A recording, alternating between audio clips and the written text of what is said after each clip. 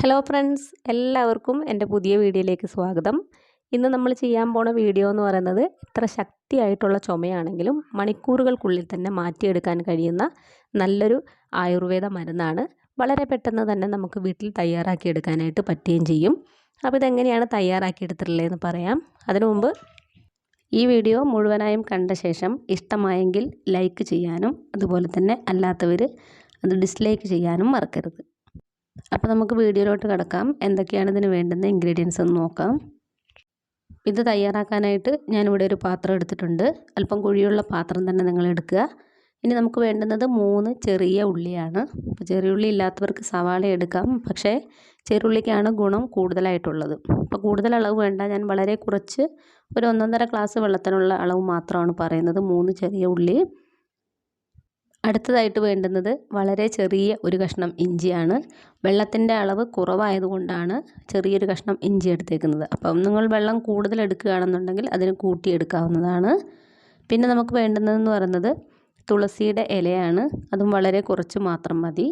ഒരു കൈപ്പിടിയിൽ ഒതുങ്ങുന്ന അത്രയൊന്നും വേണ്ട, അതിൻ്റെയും പകുതി മതിയാവും. അതും വെള്ളത്തിൻ്റെ അളവിനനുസരിച്ച് കൂട്ടിയെടുക്കാം. അപ്പം ഞാനിവിടെ വളരെ കുറച്ച് മാത്രമേ എടുത്തിട്ടുള്ളൂ. ഇലകൾ എടുക്കുമ്പോൾ നല്ലപോലെ കഴുകിയെടുക്കാനായിട്ട് ശ്രദ്ധിക്കണം. ഇനി ഇതിനോടൊപ്പം ചേർക്കാനായിട്ടുള്ളത് ചെറിയ ജീരകമാണ്. അത് വളരെ കുറച്ച് മാത്രം മതിയാവും. അതിൻ്റെ അളവ് ഒരുപാട് കൂട്ടിയെടുക്കേണ്ട കാര്യമില്ല, നമുക്കൊരല്പം മാത്രം മതിയാവും. അപ്പം അതുകൂടി ഇതിൻ്റെ കൂട്ടത്തിലേക്ക് ഇട്ട് കൊടുക്കുക. ഇനി ഇതെല്ലാം കൂടെ നമ്മളൊന്ന് ചതച്ചെടുക്കുകയാണ് ചെയ്യേണ്ടത്. ഒരുപാടൊന്നും ചതയേണ്ട, ഈ കാണുന്നത് പോലെ ഇരുന്നാൽ മതി. ജസ്റ്റ് ഒന്ന് ചതച്ചെടുക്കുക. അതിൻ്റെ നീരൊക്കെ ഒന്ന് ഇറങ്ങാൻ പാകത്തിന് ചെയ്താൽ മതിയാവും. ഈ കാണുന്ന പോലെ ഇലയൊന്നും അധികം ചതച്ചെടുക്കേണ്ട കാര്യമില്ല. ഇനി നമ്മളതിനകത്തോട്ട് എന്താ ചെയ്യേണ്ടതെന്ന് വെച്ച് കഴിഞ്ഞാൽ 1.5 ഗ്ലാസ് വെള്ളം ചേർത്ത് കൊടുക്കണം. ഞാനിവിടെ വളരെ ചെറിയൊരു ഗ്ലാസ്സിനാണ് 1.5 ഗ്ലാസ് വെള്ളം ചേർത്ത് കൊടുക്കുന്നത്. എത്ര വെള്ളമാണോ എടുക്കുന്നത് അതിൻ്റെ 1/2 ഗ്ലാസ് വറ്റിച്ചിട്ട് വേണം ഈ വെള്ളം എടുക്കാൻ. അപ്പം ഞാൻ 1.5 ഗ്ലാസ് വെള്ളം എടുത്ത് ഒഴിച്ചിട്ടുണ്ട് ഇതിനകത്ത്. ഇനി നമുക്ക് ഗ്യാസ് സ്റ്റോപ്പിലോട്ട് വെക്കാം.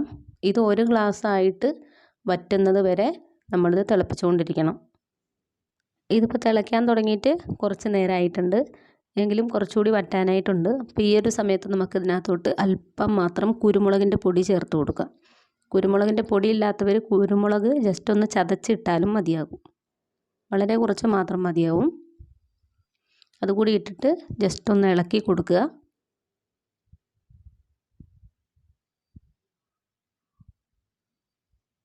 ഇളക്കി കൊടുത്തതിന് ശേഷം വീണ്ടും നല്ലതുപോലെ തിളപ്പിക്കണം.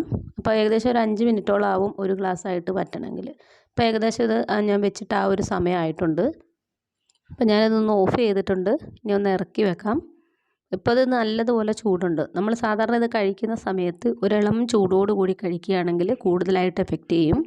അതെങ്ങനെയാണ് കഴിക്കേണ്ട രീതി എന്ന് വെച്ച് കഴിഞ്ഞിട്ടുണ്ടെങ്കിൽ നിങ്ങൾ ദിവസത്തിൽ 4 5 നേരം 2 സ്പൂൺ വീതം കഴിച്ചാൽ മതിയാവും. ഒരുപാടൊന്നും കഴിക്കേണ്ട ആവശ്യമില്ല. ഒരു 5 നേരം ഇത് കഴിക്കുക. തീർച്ചയായിട്ടും വളരെ പെട്ടെന്ന് തന്നെ എത്ര ശക്തിയായിട്ടുള്ള ചുമയാണെങ്കിലും മാറിക്കിട്ടുന്നതായിരിക്കും. കുട്ടികൾക്കും കൊടുക്കാവുന്നതാണ് ഇത്. ഒരുപാട് കുരുമുളകിൻ്റെ പൊടി ചേർക്കാതിരുന്നാൽ മാത്രം മതി. അപ്പോൾ ഈ ഒരു 1.5 ഗ്ലാസ് വെള്ളത്തിന് ഞാൻ ഇപ്പോൾ എടുത്തേക്കുന്ന അളവ് കറക്റ്റാണ്. അപ്പോൾ നിങ്ങൾ കൂട്ടിയെടുക്കുമ്പം ഈ എരിവുള്ള കുരുമുളകൊക്കെ എന്ന് പറഞ്ഞാൽ തൊണ്ടയിലധികം എരിവ് നിൽക്കുന്നതാണ്. അതുകൊണ്ട് തന്നെ കുട്ടികൾക്ക് കൊടുക്കുമ്പോൾ വളരെയധികം ശ്രദ്ധിക്കുക. അപ്പോൾ ചുമയുള്ളവർ ഇതൊന്ന് ട്രൈ ചെയ്ത് നോക്കുക. എന്നിട്ട് നിങ്ങളുടെ അഭിപ്രായങ്ങളൊന്നും അറിയിക്കാനായിട്ട് മറക്കരുത്. വീണ്ടും അടുത്ത നല്ലൊരു വീഡിയോ ആയിട്ട് കാണാം.